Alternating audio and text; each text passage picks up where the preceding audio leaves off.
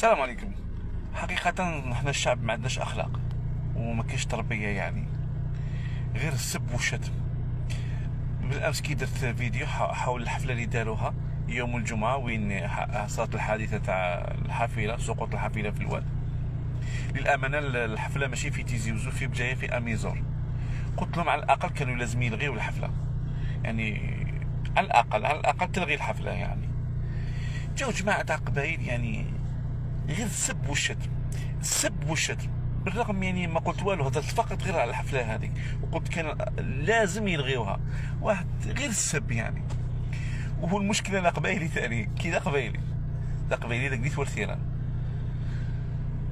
ولكن على هذا السب والشتم، اسكو انا سبيت واحد ولا شتمت واحد ولا جبت كذا ولا علاه؟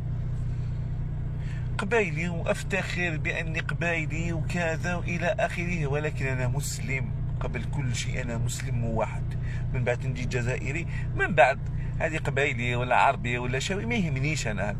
لانه شوف، كل واحد يتكلم بهذه القبائل هذوما هو عنصري 100%، عنصري.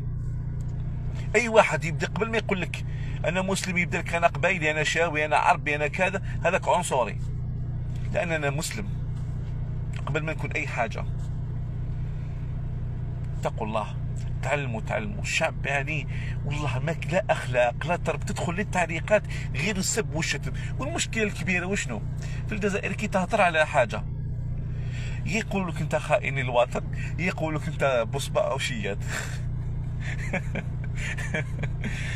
انا نعبر عن الفكره تاعي هكذا. على تقول لي انت خائن الوطن، ولا تقول لي انت يا عنصري يا بصبع ولا شيات؟